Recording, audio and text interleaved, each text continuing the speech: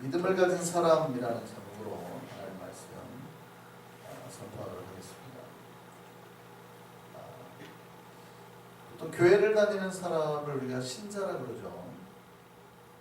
근데 교회 안에 있는 사람을 다 신자 혹은 믿음 있는 사람이라고 말하는 것은 말할 수는 없습니다. 물론 신자는 믿음을 가지고 있는 사람을 통칭해서 일컫는 말이고, 우리가 보통 교회 다니는 사람을 신자라고 하고 또 스스로를 신자라고 부르기도 하죠. 우리가 교회를 다니면. 그러다 보니까 사실은 헷갈리는 거예요. 다들. 우리 주변에 대부분 다 신자를 갖거든요. 통칭해서 그렇게 부르기 때문에 실질적으로는 신자라고도 말하지 않고 우리는 성도라고 해버린단 말이죠. 이 성도라는 말이 제가 말씀드렸잖아요. 세인트라는 뜻이라고요. 성자, 성녀라는 뜻이라고요. 그러니까 교회 안에 있는 사람들 우리가 그냥 쉽게 성자님, 성녀님 하는 거예요. 절에서 마치 보살님 하는 거랑 비슷한 거예요. 보살님이라고 부른다고 해서 그 사람이 진짜 보살이겠어요? 보살이 되십시오라고 소망해서 하는 건 아니지. 그렇잖아요. 그러니까 우리가 성자, 성녀라고 부르기 때문에 신자라는 말은 너무 오히려 그런 거는 중요하게도 생각이 안 돼요. 그런데 사실은 신자라는 것은 믿음이 있는 사람, 굉장히 중요한 말입니다. 우리에게 끊임없이 우리가 평생 숙제예요. 정말 우리는 믿음이 있다. 나는 과연 믿음이 있다. 나는 진짜 하나님 앞에 믿음을 가진 자인가를 끊임없이 스스로에게 물어야 됩니다. 신앙은 그겁니다. 여러분, 한번 교회 나왔다고 해서 끝이 아니에요. 우리가 주님 앞에 마지막으로 설 때까지 끊임없이 자기의 믿음에 대해서 나는 과연 믿는 자인가에 대해서 질문을 해야 돼요. 내가 어느 순간 그 질문이 멈춰버리잖아요. 우리의 신앙이 멈춥니다. 근데 많은 신자들이 그 질문을 처음에 합니다. 새가족 때. 교회 다니세요? 예수님 영접하셨어요? 요때 하고 잘 안 해요.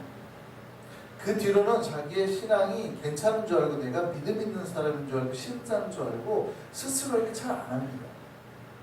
그러니까 어느 순간 자기 믿음이 조금씩 빠져나가고 사라지고, 그리고 껍데기만 남아서 교회를 왔다 갔다.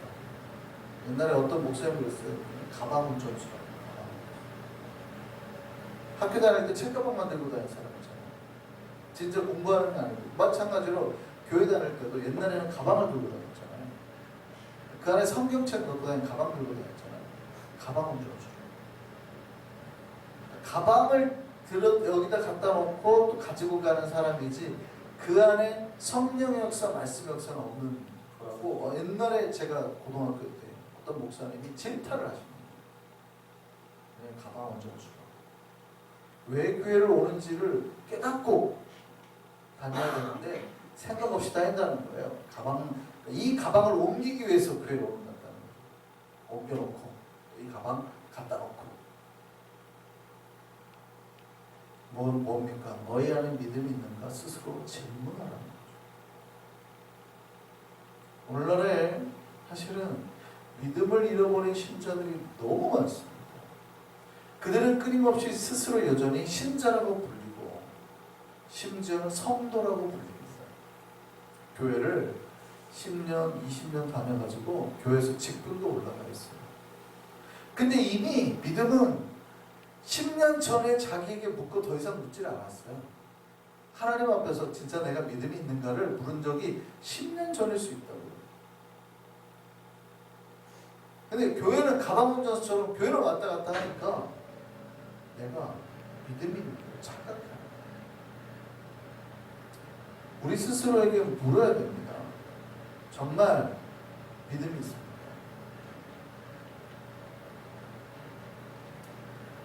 여러분, 믿음이라는 거는 정말 이렇게 모든 사람이 다 가질 수 있는 건가요?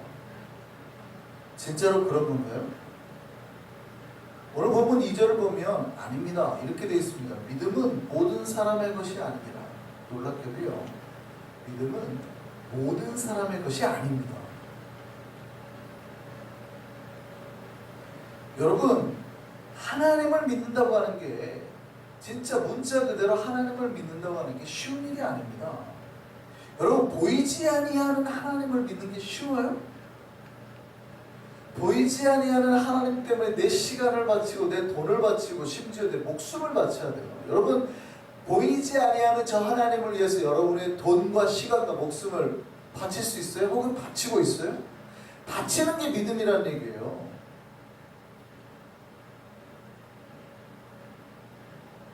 아, 내 시간이 아까운데 하나님, 돈이 아까운데, 내 목숨이 아까운데. 생각을 해보세요. 진짜 우리가 믿음이 있는가? 믿음이라는 건 그거잖아요. 하나님이 나를 위해서 그의 아들을 보내셨고 그의 아들을 죽이셨고, 신앙은 그거에 대한 응답이잖아요. 그래서 내가 그분을 위해서 내 전생애를 바치고 살아가는 이게 믿음이에요. 그럼 과연 오늘날 우리 주변에 이 믿음이 있는 사람이 있냐고요? 오늘 말씀을 기억해야 돼요. 믿음은 모든 사람의 것이 아니에요. 절대. 교회 다니고 그가 어떤 직분을 가지고 별로 중요하지 않아요. 가방 운전수들이 너무 많죠. 가방 운전수들이 그냥 교회에 뭔가 왔다 갔다 내 마당만 밟고 가는 사람처럼. 그래서 끊임없이 나에게 질문해야 돼요. 나는 진짜 믿음이 있는가? 오늘 우리 주변에는 신자라고 불리는 사람들이 넘쳐납니다. 전도하려고 그러면 너무 힘들잖아요. 전도하려고 그러면. 예수 믿으세요 여러분. 다 교회 다닌다고 그래요. 뉴욕에 있는 분들, 한인분들이 대부분 다 교회 다닌다고 그러잖아요. 그럼 뉴욕에 있는 사람들이 다 신자예요? 다? 진짜? 다 신자예요? 여러분 주변에 있는 사람들이 다 신자 같으세요? 다? 하나님을 위해서 시간과 돈과 목숨을 바쳐 살고 있는 것 같으세요?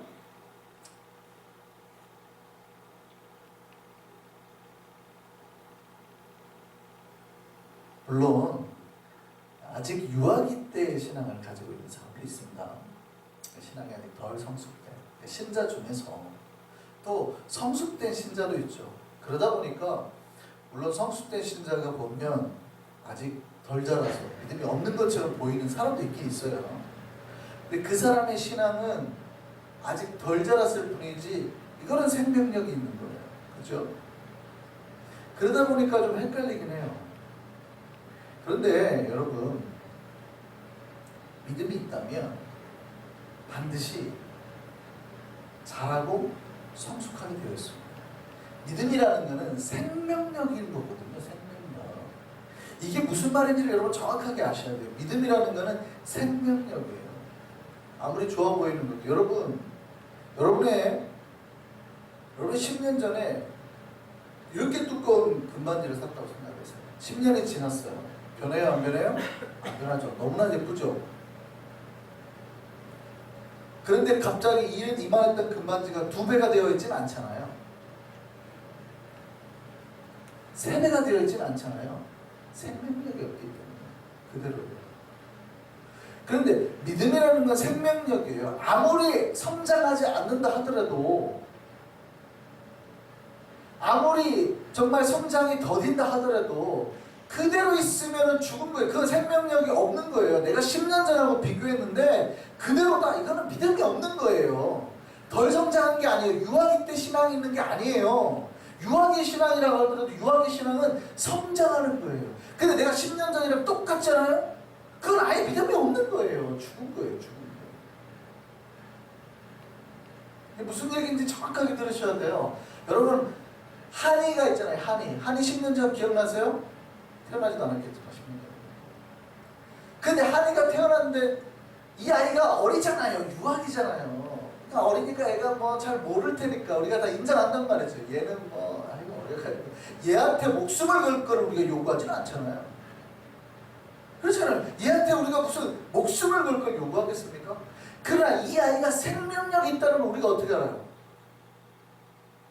10년이 지나고 나니까 얘가 뛰어다니고 말을 하고 학교를 다니잖아요.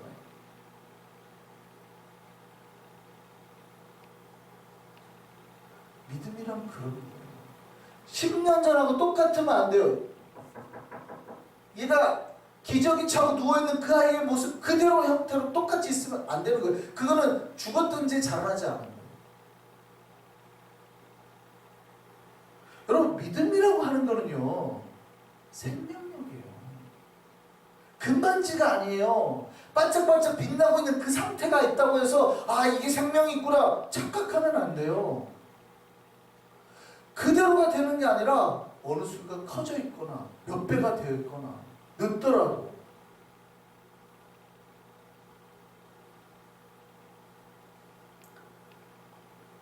여러분, 아무나 믿음을 가질 수 있는 게 아닙니다. 그래서 스스로에게 물어야 돼요. 내가 진짜 믿음이 있는 자인가? 하나님 앞에 내 믿음은 살아있는 자인가? 무서운 말씀. 예. 제가 더 무서운 말씀 드릴게요. 우리 장로교죠. 장로교의 최대 신학자는 누굽니까? 칼빈이죠, 칼빈. 칼빈이 말하고 있는 5대 교리가 있어요. 우리 5대 교리 안에서 이 장로교의 전체적인 신학적인 틀이 세워지고 있는 거예요. 첫 번째가 뭔지 아십니까? 전적 타락입니다. 우리는 인간은 완벽하게 타락했다는 거예요. 완벽하게 타락했다. 그래서 온전히 타자라 그러죠. 엑스트라, 외부에서부터 온 힘으로만 우리가 구원받을 수 있다는 뜻이에요. 우리의 힘으로 구원받을 수 없어요. 완전 타락. 이게 칼빈의 5대 교리 첫 번째예요. 두 번째가 뭐냐면 무조건적인 선택입니다. 이것도 비슷한 얘기예요. 어떤 조건이 있어서 우리가 선택받은 게 아니라는 거예요. 우리가 어떠한 행위가 아니면 우리가 많이 배워서 돈이 있어서 하나님이 우리를 선택한 게 아니라 무조건적인 선택, 완전한 그분의 사랑으로 해서 우리가 선택을 받았다. 세 번째가 제한속적이요. 네 번째가 불가항력적 은혜입니다. 불가항력적 은혜라는 것은 그러면 우리가 하나님의 은혜를 거부할 수 있느냐? 거부할 수 없다는 거예요. 하나님께서 그 은혜의 무조건적인 사랑으로 선택하고 부른 자에게는 그 누구도, 그래서 거부할 수 있는 것 같아도 결국에는 두드러 맞고 돌아온다는 얘기가 여기서 나오는 거예요. 마지막인 성도의 견인. 하나님 앞에 그렇게 부른 사람에게는 하나님께서 끌어주신다는 그 인생. 근데 세 번째가 뭐예요? 제한속죄죠, 제한속죄. 이 제한속죄의 의미가 뭔지 아십니까? 바로 오직 선택된 자만이 예수 그리스도의 속죄를 받을 수 있고 구원받을 수 있다는 거예요. 이건 굉장히 무서운 말씀이에요. 우리가 쉽게 말하는 예정론, 제한속죄. 다 속죄를 받을 수 없다는 얘기입니다. 다 믿을 수 없다는 얘기예요. 다 믿음을 가질 수 없다는 거예요. 속죄는 제한되어 있다는 거예요. 물론 교회는 이미 그 어느 정도의 제한된 틀 안에 부름을 받은 사람들이에요. 근데 조심해야 될 거는 교회 안에 있는 사람 중에 스스로를 돌아본 자는 혹시 나는 속죄함을 받지 못했나? 라고 고민하는 자는 속죄함을 받는 거예요. 근데 그거 없이 그냥 가방운전수가 돼가지고 왔다 갔다 하는 사람은 죄송한데 아닐 수도 있는 거예요.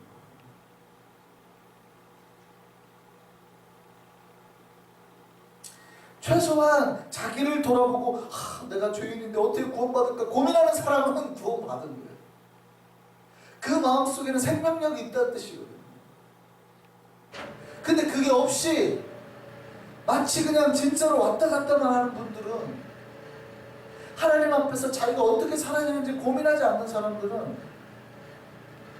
어쩌면 그 속죄 바깥에 있는 사람일 수도 있다는 말이에요. 절대 모두의 구원, 모두가 믿음이 있다고 말하고 있지 않아요.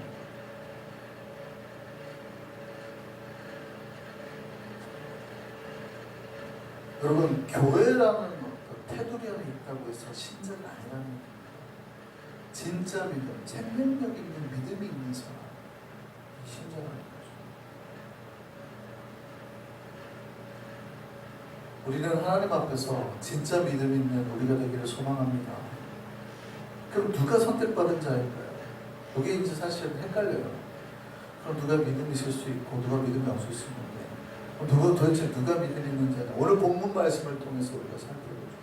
누가 믿음 있는 자입니까? 알 수 있는 방법이 있어요. 첫 번째가 뭐냐면 주의 말씀이 그 안에 있는 사람. 신자는 항상 말씀이 그 안에서 살아 숨쉬는 자예요. 말씀을 단지 안다는 뜻이 아닙니다. 말씀을 공부했다는 뜻이 아니라 여러분 그 말씀이 그 안에서 살아 역사하는 거예요. 제가 언제 말씀드렸죠? 교육과 훈련은 다르다고. 분명히 말씀드렸습니다. 여러분 교육받았다고 해서 절대 능력이 나타나지 않습니다. 여러분 수영을 교육해서, 수영이라는 건 물에 뜨는 거를 교육해서 얻을 수 있을까요? 훈련을 통해서 얻을 수 있을까요? 여러분이 12시간을 교육받아도 절대 못합니다. 자, 호흡은 이렇게 하는 거예요. 음파 하세요. 팔을 이렇게 흔드는 거예요. 팔을 이렇게 흔드세요. 다리를 이렇게 차세요. 이렇게 하는 겁니다. 자, 팔과 다리가 함께 이렇게 하면 교육을 받았다. 여러분 12시간을 받았어요. 그러면 여러분이 이제 제가 물속에 탁 빠뜨리면 여러분이 헤엄쳐서 나올 수 있어요? 다 죽어요, 다 죽어. 그러니까 오늘날 많은 신자들이 교육을 받아요. 교육을. 말씀 교육을 받아요. 훈련을 받아야 되거든요. 기도도 하고 공부도 하고 봉사도 하고 고통스러워야 돼. 아, 이게 힘든 거구나. 이게 원래 내가 배운 대로 잘 안 되네. 음파가 안 되는 거구나 이게. 팔이 이게 물에 빠진다고 팔이 돌아가는 게 아니구나. 내가 이게 차려고 하는데 다리가 이렇게 안 움직여지는구나. 배운 대로 잘 안 되네. 이 말씀 내가 배운 대로 세상에서 잘 안 되네. 하면서 끊임없이 훈련하는 거예요. 그럼 내가 이대로 해야지. 이대로 해야지. 음파 해야지. 팔을 휘둘러야지. 라고 그럼에도 세상 속에서 배운 대로 하려고 애를 쓰면 어느새 내가 무리를 타고 있는 자기를 발견하는 거예요.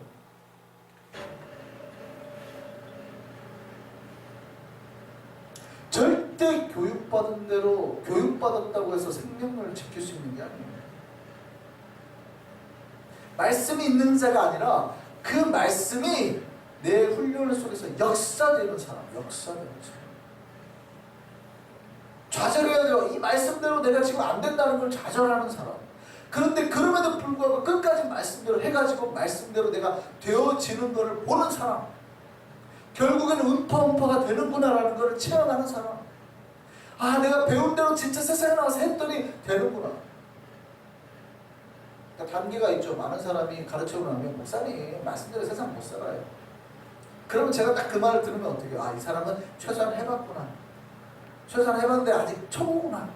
아, 이제 가가지고 음파 좀 했는데 안 됐나 보다. 알아요, 제가. 아.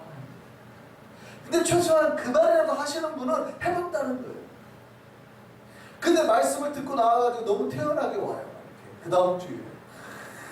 안 한 거예요, 안 한 거예요. 말씀대로 할 수가 없거든요. 원수 이쪽 뺨을 어떻게 돌려야 되냐고요. 그러면 가가지고 여러분 고민하고 와야죠. 목사님 안 되는데요. 이러고 와야죠. 근데 다 너무 태연하게 와요. 당당하게. 된 것처럼. 아예 물에도 안 들어갔다는 거예요. 훈련도 안 해봤다는 거예요. 그럼 그 다음 말씀 들어요. 교육 들어요. 자, 팔은 이렇게 하는 거예요. 이렇게.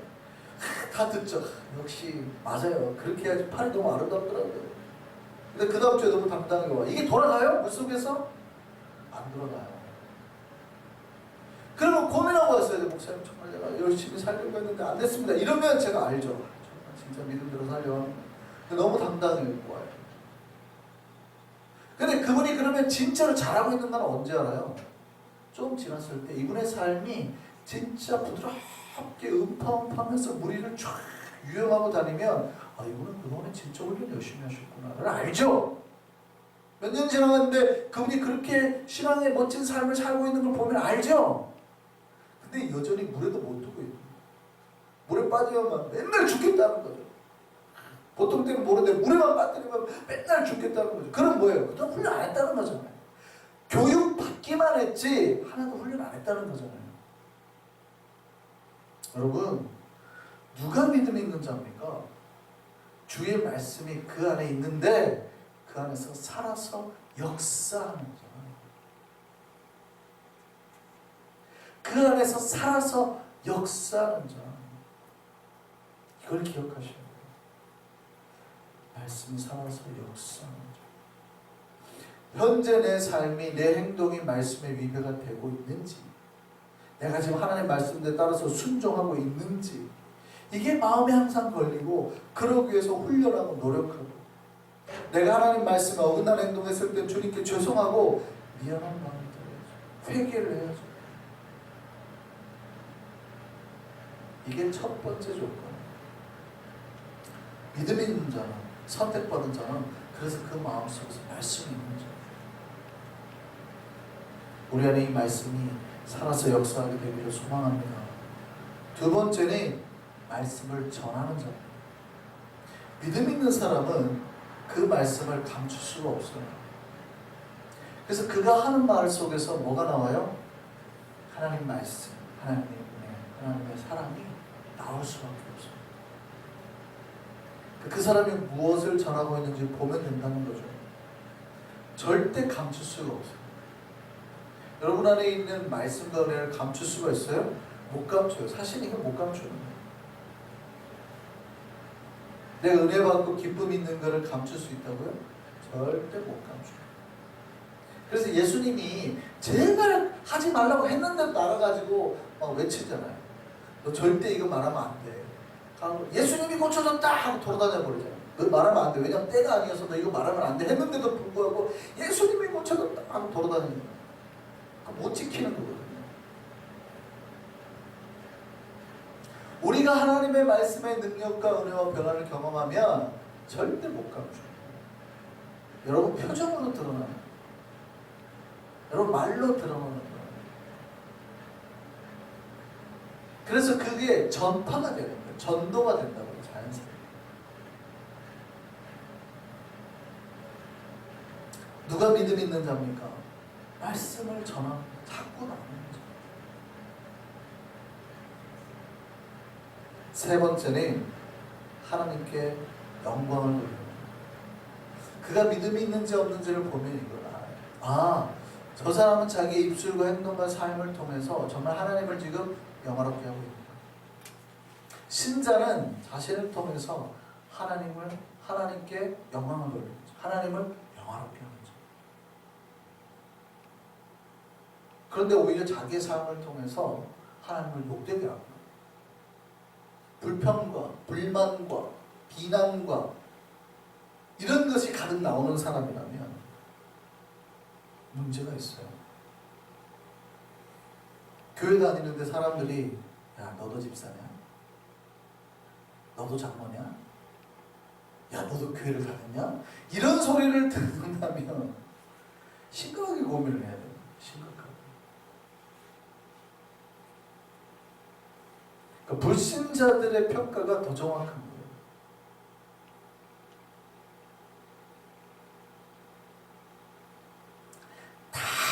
그런 말을 한다고 다 문제가 있다고 우리가 싸잡아서 말할 수는 없죠. 욕하는 사람 중에도 진짜 신자를 봤을 때 오히려 화가 나가지고 하는 경우도 있죠. 흠잡으려고 하는 경우도 있습니다. 그런 사람들도 있어요. 진짜로. 상대가 잘 되거나 신실하게 믿는 거 보면 막 망치고 싶어하는 사람이 있어요. 그런 경우 많고, 누가 봐도 신실하다고 하는 사람들이 만약에 비판을 한다거나 아니면 전혀 관계가 없는 일반인이 비판을 한다거나, 나하고 어떠한 특정한 관계 때문에 나를 비난하는 게 아니라 보통 일반인들이 비난하는, 당신도 교회 가면 교회 안 다닐 것 같았는데 이런 소리 듣는 거예요.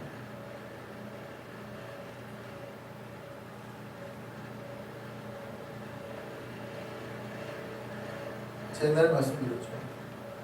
제가 옛날에 예수 믿기 전에 제 친구가 전도를 합니다. 교회 나왔어요. 제가 이것저것 핑계를 댔어요. 아니 나는 일을 할 것도 많고 바빠서 안 나가. 근데 제가 속으로 뭐라고 하는지 아세요? 너는 아니야. 제가 속으로 그랬어요. 너는 아니야. 너 같은 놈이 다니는 교회는 절대 안 가. 절대 제가 친구로서도 옆에 본이 안 되거든요. 너 같은 놈이 무슨 야 교회를 다니냐?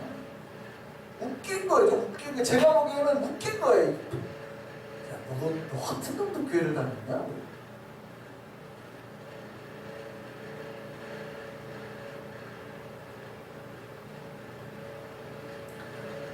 나중에 제가 전도사가 되고 그 교회에서 그 직원을 만났어요. 그 교회 집사로. 물론 사람은 알 수 없습니다. 그때 집사가 된 그 친구는 어렸을 때 그 친구가 아니라 훌륭하게 변화 있었어요. 함부로 판단하면 안 되죠. 굉장히 아이러니한 만남이긴 합니다. 물론 제가 좋게 표현하고 있는 걸 수도 있습니다. 스스로를 돌아봐야 된다. 신자는 뭐 하는 사람이냐? 매일매일 하루에 살면서 내가 하나님 앞에서 정말 바른 믿음을 가지고 있느냐? 내 믿음이 하나님 보시기에 지금 옳은가를 질문하는 사람이라는 것이에요. 그걸 묻지 않으면 어느 순간 하루 묻지 않고 한 달 묻지 않고 1년 묻지 않으면 10년이 훌떡 가요. 그럼 10년 동안 내 믿음이 죽어 있는 상태일 수 있다.